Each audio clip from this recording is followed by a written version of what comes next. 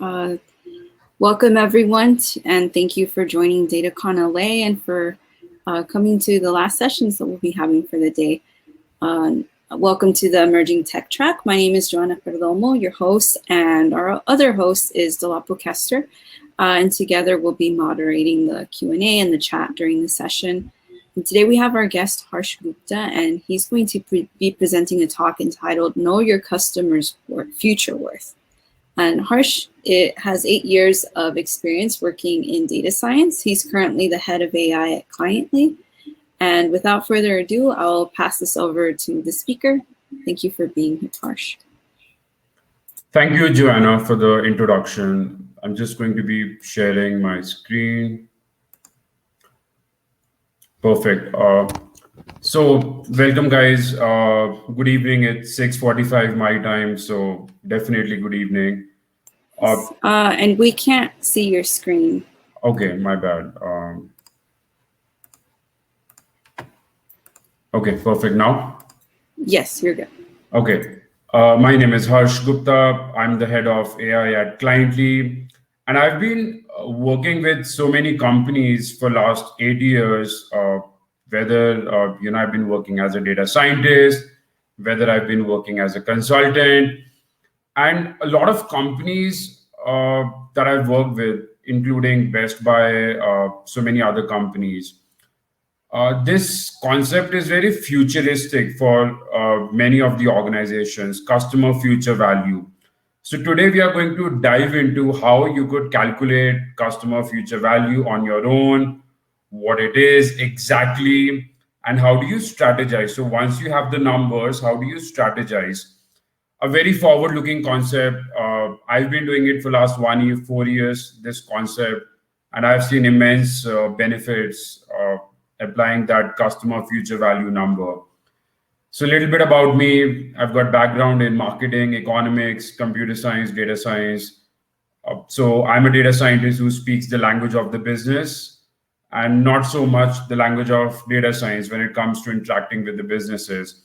And that is what the presentation will be today, mostly business based. I'll not be doing any hard coding.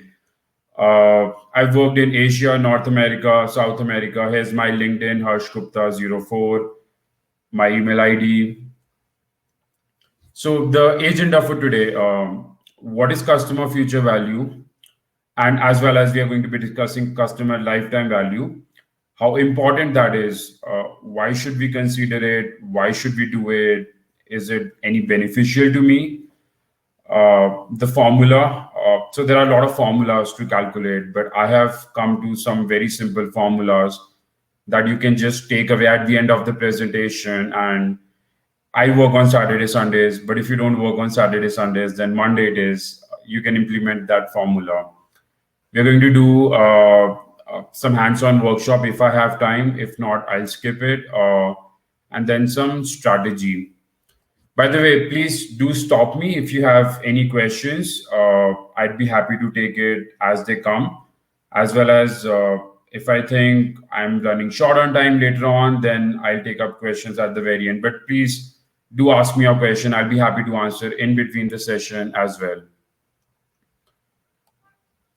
So customer lifetime value comes in many aspects, and it helps it has so many applications, whether it's reducing churn, whether it's understanding the cash flows of the business, predicting the future cash flows, whether it's building the relationship with the customers. Understanding from a profitability point of view is very important. Revenue, margin, equity, there are just so many aspects related to the customer lifetime value. First thing first, we're going to start from customer lifetime value. So customer lifetime value is the sum of returns that you're going to get from your customer over his or her lifetime. Now, by lifetime, I don't mean that you wait for them to just like end. It means when they just churn from your business. They're no longer associated with your business. They no longer do your subscription. So the very important thing is that it is the sum margin profits from a given customer, and not just the total revenue. but the profits from a given customer from the day you acquired your customer until they're no longer with you. So just a very small chart, monthly profit.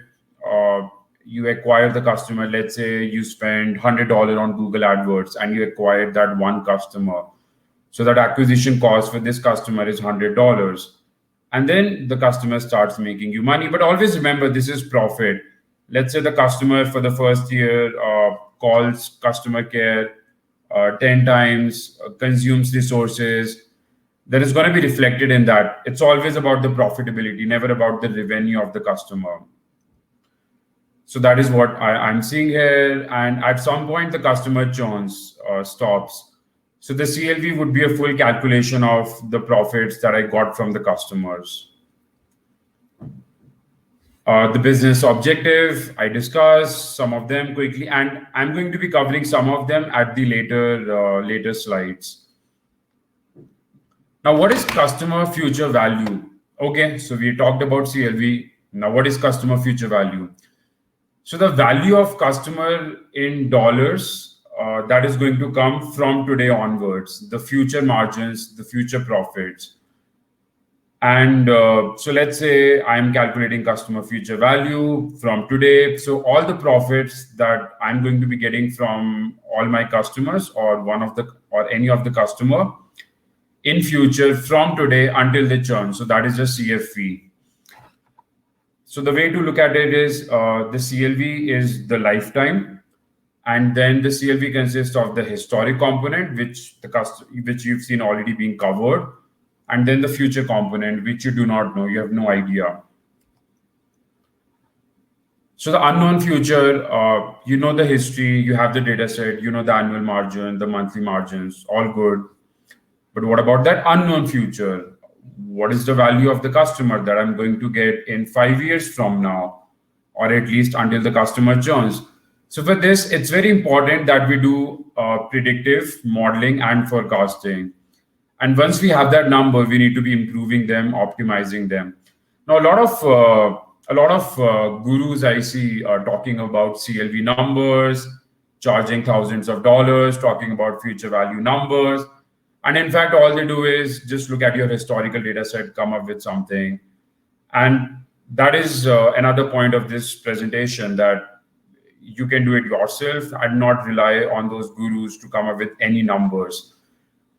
So a quick overview, let's say you have low CLV customers, medium CLV customers, and high CLV customers. Always from the high CLV customers, you're going to be learning and acquiring more of such customers. So when we at Cliently deal with a lot of marketing and sales teams and come up with numbers, so we do a lot of broad strategies for them. So this is just one of them, how you could be doing it. We like to divide CLV number into 3 segments: the low CLV, the medium CLV, and the high CLV. So the low CLV people, we need to be understanding that are they causing losses to the business? Because some guy may be paying you $10 a month, but maybe consuming a lot of your customer call center resources, right? He or she may be complaining a lot. So you need to understanding that, can we improve them? And another interesting thing is,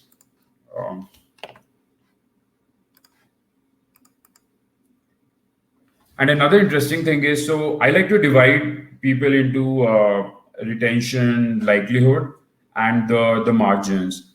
So if you look at this one, the low CLV customers, they're very low on the margins, so barely making any profits, as well as they're very low on the retention likelihood. They're just going to churn anytime.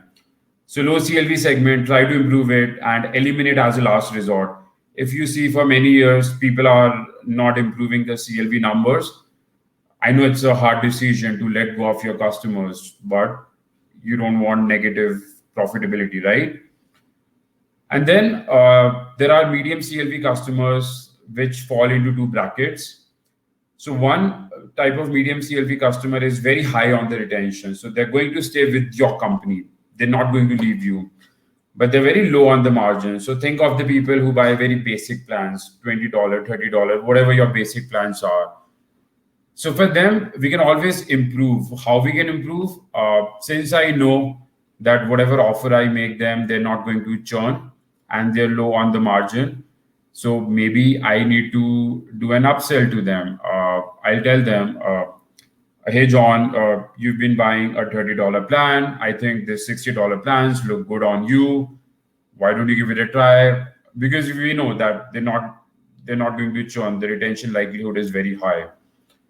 There's another type of medium CV customer which has high margins but low retention. So if I make them an offer, I'm afraid that I may lose them, and but I still need to improve the numbers, right? So probably I'll talk to them. I know they're high margins, so I'll try to do some cross sell, maybe a little bit of upsell, but I'll be very cautious here because I know they are very low on the retention likelihood. And then these are your best customers, high CLV customers. They fall in the best numbers everywhere.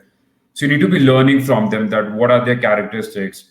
Okay, somebody in a software industry, somebody who works in a company that has 1,000 to 5,000 employees, somebody who's worked with a company for a long period of time. Suppose they have high CLV numbers. So we need to be making sure that in our next marketing campaigns, in our next outreach campaigns, we're targeting more of such customers.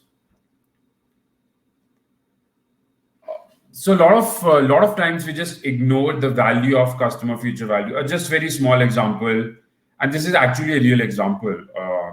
We were working with this company 1 year ago, just getting the snapshots from there. 5,000 customers this company has. They make $100 average margin per year per customer. There is a 10% churn, so they're losing 500 customers every year. Annual plans, they're losing 500 customers every year. Now, a lot of these customers who churn have a very high margin and they have a very high future value. So 10% of these customers, 50 of them, they churn almost every year. They're high on margin and they have high retention, but they still churn. So they have very high future value. So just these 50 customers are causing a loss of $15,000. It shouldn't have, like, I'm fine with losing 450 of the customers, which are low CLV customers. But what I'm not fine with is losing these 50 customers, which are very high CFV value. So I don't want to be losing them. Okay, we all love mathematics. Let's get down to the formula. And I have seen so many formulas. Like I've seen over a dozen formulas for calculating. Okay, by the way, there's no formula for customer future value, which is as famous as this one. But for customer lifetime value, we have like dozens of formulas. Any formula which doesn't take predictive analytics into account, I don't consider that a good formula. Let's not go into that. But let's talk about the future value formula, which I've seen has a very good accuracy and it's pretty perfect most of the times. So customer future value is equal to margin. Margin could be your yearly, could be your monthly. And then the customer future value would also be on a monthly basis, on a yearly basis. So margin times multiplied by 1 minus C upon D plus C. C is the probability of churning. So anywhere between 0 to 1, somebody has a zero point 0.9 probability of churn. That means very high probability of churn. And D is the risk adjusted return on capital. In simple way, let's say if I'm a business and if I invest my money, I know I have a Capital One bank account, so it gives me a savings account, so it gives me 0.9% return every year. So D in that case is going to be 0.9% for me. Let's say you're a business, you invest in Dallas real estate, and average return in Dallas real estate is 5%, 4%. So that would be your D then.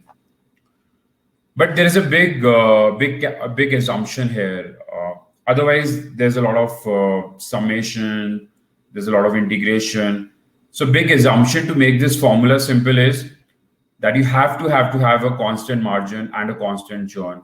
And think of it. In reality, this is never possible. Like the margins are always going to be changing. Sometimes customer are paying you high amount, sometimes their value goes down. So the margins are always fluctuating, but you assume a constant margin and this is a constant churn. So if not the constant, so if not the margin may not be changing as much, but the probability of churning just changes every time. Think of it. Your customer called, wrote you an email 5 times in 1 month. So it's a good indication. And if the sentiment is bad, if the sentiment is negative, there's a good chance that the probability of churn just went up. So the probability is always changing. The customer bought 5 products from you in a span of 6 months. So that means the customer is happy. The probability of churn went down. So if not the margins, definitely the churn probability is changing. But as they say, you always have to make a start. And if I get into too many complications, and if I'm just starting out with future value numbers in my organization, it's just going to get messy. So that's why prefer simple formula. Another simplified formula. So for this, we are going to be using survival analysis. So for this one, we use churn modeling. We had the data set, we calculated the churn probabilities, easy, right? This one is a little tricky because it's going to require survival analysis. And not, I understand, just hold on. And I understand everybody may not be aware of survival analysis, but I'll touch on it. So your customer future value is margin, the profit, uh, at a given duration multiplied by lifetime of customer, the amount of duration that the customer is left with. So how do you calculate how many, what is the time duration from now, from today, your customer is going to be with you? So the way to do it would be survival analysis, also called reliability analysis, failure analysis. It's heavily used in the manufacturing world where we are predicting that when a machine is going to be failing. The similar concept we are going to be using here, what we are predicting is the time when that event is going to happen. So I'm predicting the time, the date at which churn is going to be happening in this case. And it has survival analysis is a predictive modeling, is a kind of machine learning problem in itself. And usually some of the best models that you can use in survival analysis are lifelines. There is a sklearn as well, sklearn library for survival analysis.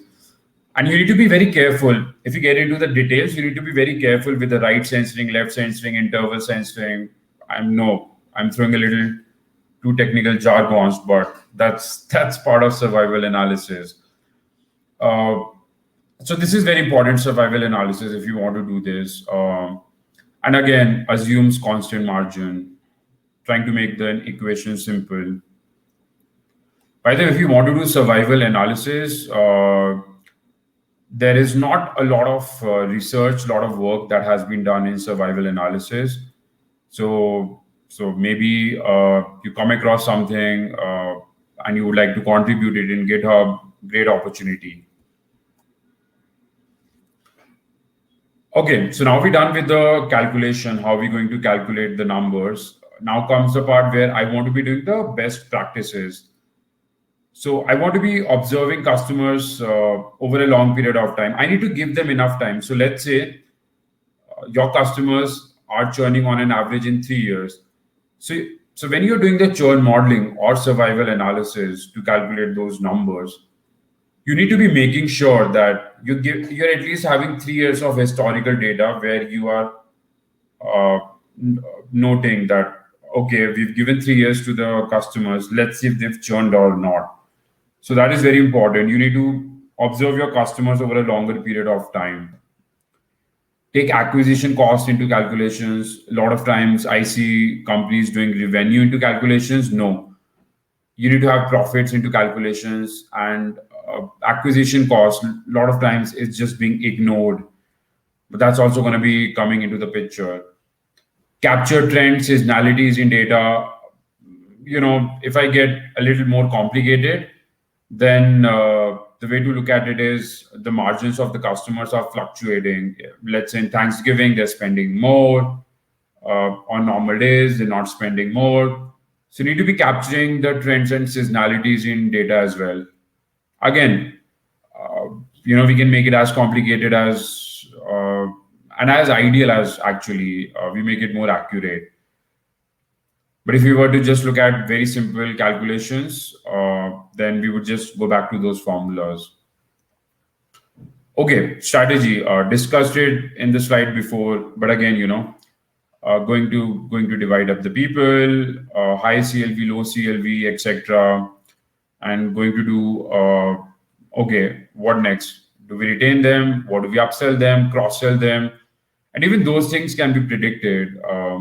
What do you need to be upselling them, cross selling them? You don't need to be upselling, cross selling to everybody. So be super careful, especially when the people are lower on the retention. You need to just make sure that you also have some policies in place to retain them. Like being very super careful is all I'm saying. Because if you make a pitch to them and they're already lower on the retention, they may just break away. Okay, so we have the customer lifetime value numbers now, customer future value numbers now. What do I do next? Where do I go? How do I strategize now? So some of the points that I'm going to be discussing here, you need to look at this from a very strategic investment point of view. That okay, we are at the top of the business. These are the customers which are going to be rewarding us in the future. They have a high future value worth, and you need to do a lot of scenario business use case analysis to prioritize where you need to be putting investments in. And again, I've seen this a lot. So for example, a very simple example I'm giving, let's say there is a demographic of 25 to 35-year-old people, and some of them come out with a very high future value number. So right now their revenue may not look good, their profits may not look good, but in the future I see a lot of promise from them in terms of the numbers. So I need to be nurturing better relationships with them, because I know they're going to give me a lot of money, but my investment right now on them is very minimal as it is on most of my customers. So I need to nurture special good relationships with the customers who have a lot of promise, who show me a lot of promise in the future. My marketing and my sales campaigns have to be accordingly. So once I understand that, okay, these are the characteristics of the high future value people, then I need to be going after those people. I don't need to be going out after everyone. So my outreach campaigns, my sales campaigns, my lead scoring is going to be accordingly. My AdWords, Google AdWords, right? I can easily define so many things on Facebook, LinkedIn, Google. So my marketing is going to be more targeted around the people who have very high future value, and once I know their characteristics. So if I know 25 to 35-year-old people living in Texas, who are married, they have the highest future value possible. So I'm going to be targeting them on Facebook, LinkedIn, Google, customer, as well as another thing is that we can do a lot of segmentation. And we can come to the demographics profiles that we really like from marketing point of view. It just opens up a lot of segmentation opportunities as well. I don't have to necessarily segment my people with revenue or with other filters. How about CFV segmentations? ROI, very important. Return on investment, I need to be looking at this. How much am I investing and how much am I getting in the future? Am I investing at the right places? Am I going to be reaping awards for the places where I'm investing? Am I making sure that I'm not investing in wrong places? So ROI is a very important metric we could be looking at. And there are many other customer. I can get more customer value. I can increase customer happiness using CFV numbers. Another very interesting, important use case we did for a bank. It is a small bank in Ohio. And what we did was we understood, we realized, we calculated that these are the CLV numbers. And whenever the call was being made at the call care center, we were prioritizing calls not by the order in which they were calling, but we were prioritizing by their CLV numbers. So imagine somebody has a CLV of $100,000 and somebody has a CLV of just $2,000. Now it may sound bad, but that's how businesses do. So the person with the CLV $2,000 calls in, he's waiting, and another person calls in with 100,000 CLV. He's also waiting, but he calls after that $2,000 person, but he gets connected to the customer care rep before him. Why? Because of such a high CLV number. And mind you, this may look like this looks unethical. Some people have those questions. But again, it's a business. You don't want to be losing high CLV customers. It's fine to lose low CLV customers. If I lose $100,000 customer, that's a lot of loss to me. $2,000 customer loss, but not as much. And a couple of years, I read an article in Wall Street Journal about Bank of America also doing that practice, prioritizing calls by the future potential of people. So nothing new. CLV improving status quo. Okay, so now that I've CLV number of everybody, I got ranging. Let's say assume in this case $2,000 to $100,000. I got CLV. So what next? Okay, I got the number. Can I improve them? Absolutely. And there are various ways to improve it. Some of the ways are simply using predictive analytics to understand that what differentiates the low CLV and the high CLV customers, and trying to the variables that I can change, probably I can change. So, for example, if I understood that a high CLV customer receives brochures at their home 5 times a day. So now I know that these are high CLV customers. Low CLV customers are receiving maybe 1 or 2 brochures every year. So maybe with some of them, I can experiment to send 5 brochures and see if their CLV goes up. So we can always improve the CLV numbers. The variables that I can change, I can influence, definitely. Of course, if somebody is living in California, I cannot change their state to Texas. If my CLV numbers are saying the best CLV numbers are from Texas, I cannot do it. So the variables that are in my control, I can definitely try to change, do some maybe experiments to see if I can improve the numbers. What businesses? So bad practices, good practices. This is how I look at this table. So bad practices is retaining every customer, all the existing customers, just retain them somehow. No, you need to retain the right customers, and not every customer is a good fit. Again, I've discussed a lot, causing you negative profitability, sucking up your resources. Not good, right? So retaining the right customers is the right thing. Bad practice, acquiring new customers. You're just going untargeted. Good practice, you acquire only profitable customers. You understand that what the profitable customers look like, and then you go out in your outreach campaigns and acquire them. Bad practice, sell more stuff. No. Ensure profitable campaigns and you sell the right stuff. Now, I'm just giving a very simple example. 6 months ago, I have an Apple iPhone.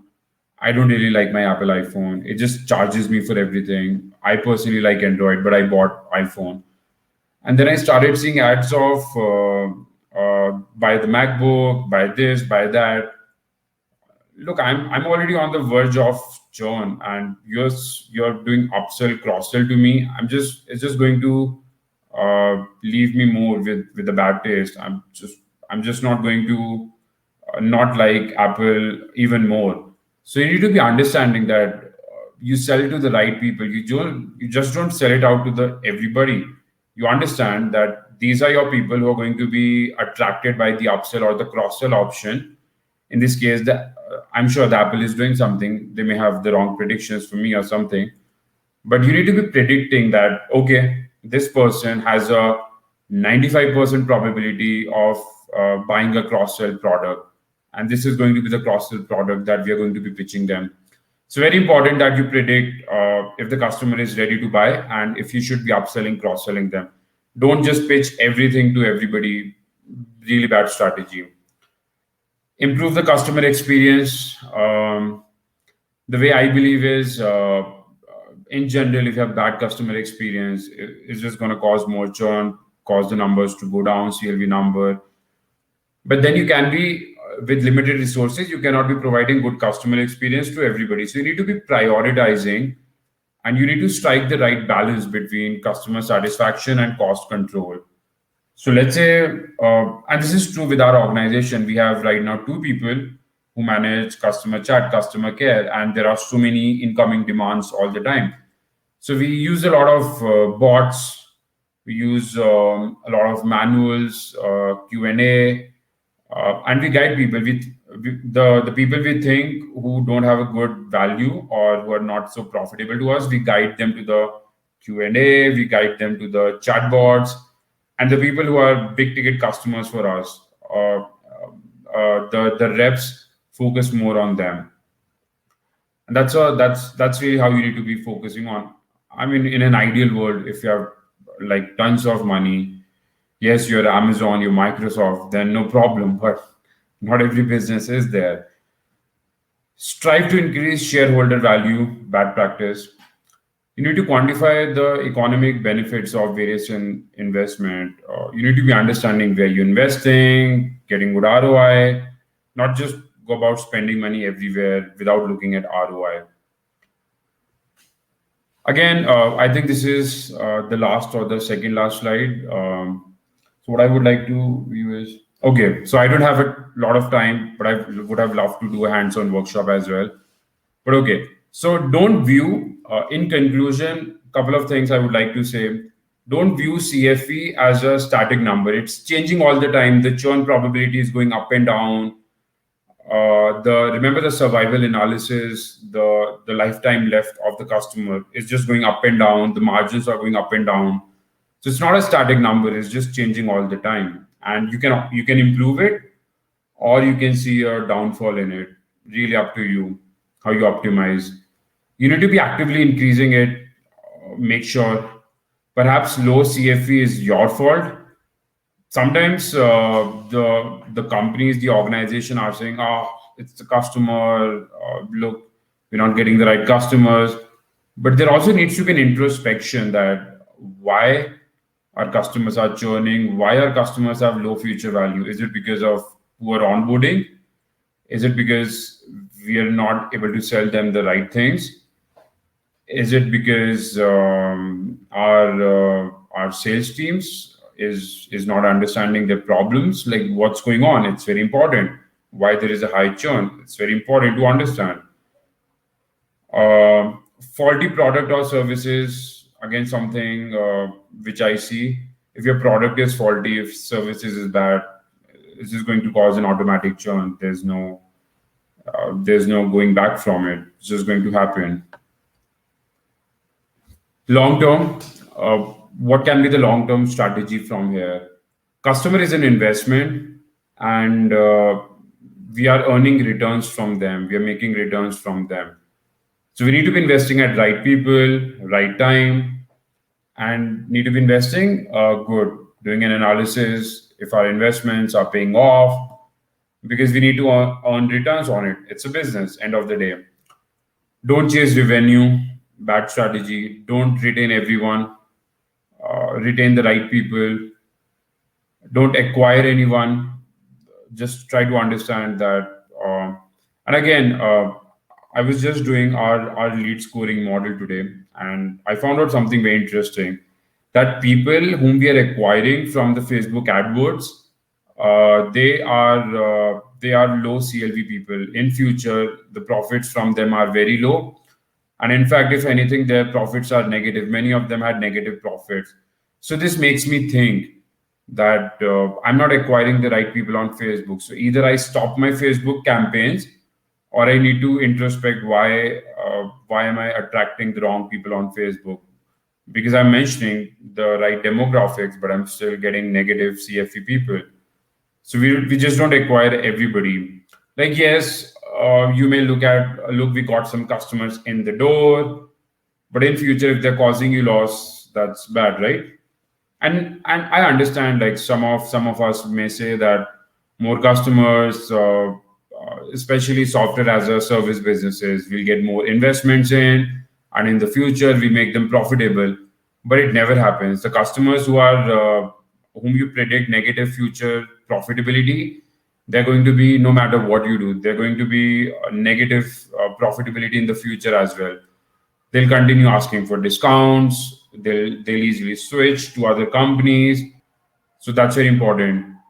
Don't upsell, cross sell everyone. Discuss this. Really bad strategy to just go out.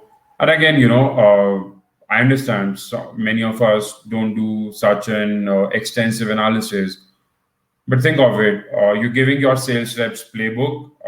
Okay, once the customer is 1 year into the door, do them an upsell, do them a cross sell. That's really bad. Can't have one size fits solution for all. Not doesn't work in today's world. So with that, guys, I'd like to say thank you. I'm open to questions, comments, uh, any feedback that you have. I'm sorry, I'm not able to cover hands-on workshop because that would have required some half an hour, 40 minutes, and I would have actually shown you that how to do it exactly. But yes, I can be reached out at harsh@cliently.com. By the way, all the calculations that you saw, you can start doing them from Monday. If you have a team of data scientists, you can get it done, use some of those calculations, and then strategize. Also, our company automates. So if you're looking for a solution. Yeah, thank you so much, Harry, Hash. Yes. Yeah, thank you for an insightful message or topic of about knowing your customers' future growth or future worth. And I have a question here from Reed Case that says here, do you apply this technique broadly across customers, or do you apply various clustering to apply to subsets of customers?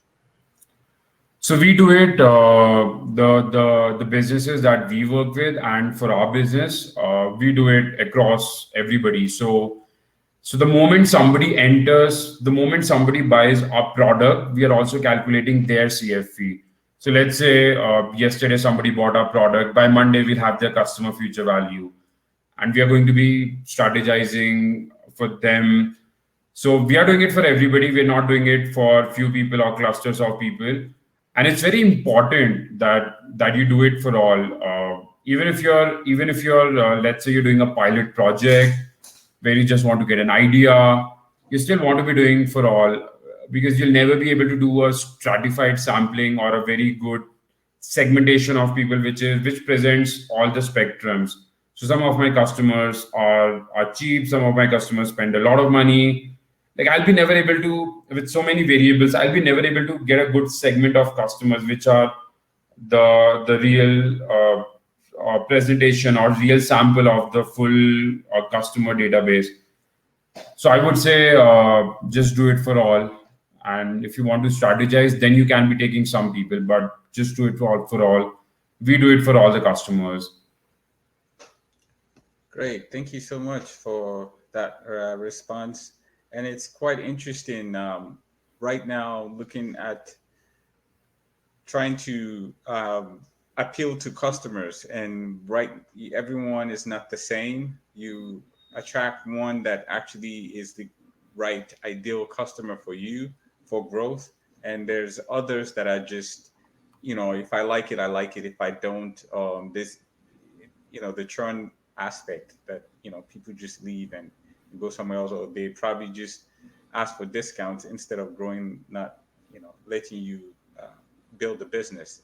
So the challenge, can you explain any challenge that you have trying to put this model together and the cost, your clients, the approach? getting them adopted. Absolutely. And this is like I understand we are also software as a service business, and when we started out, we had a lot of discussions back and forth. Okay, guys, let's just acquire everybody. We show the investors we are getting numbers, and tomorrow we'll get a lot of money. But the customers, we are predicting the future, right? We are predicting that in 10 years, how much every customer is going to be spending money with us. So why, first of all, acquire the customers, which I see negative on the profitability because acquisition cost is also there, right? And secondly, even if I acquire them, I'm just incurring losses on my business. Even if it's a $10 loss, it's not profit. Why get such customers? If I can improve them, if I can improve the existing. So we had this in 2019, the end of 2019. We started doing this. Uh, when we launched our business, we had a very cheapest plan, and we saw that these customers, we predicted their future potential. It came out to be negative, and we saw that in the numbers as well. 2017 loss for that customer, 2019 loss, 2018 loss. We decided to just let them go because they're taking up our resources. Yeah. Oh, thank you so much. I think everyone here has learned so much from just the idea, the also your knowledge of how the business works and making adjustments accordingly to how you grow your customer base. So I'd like to thank the attendees as well as Harsh.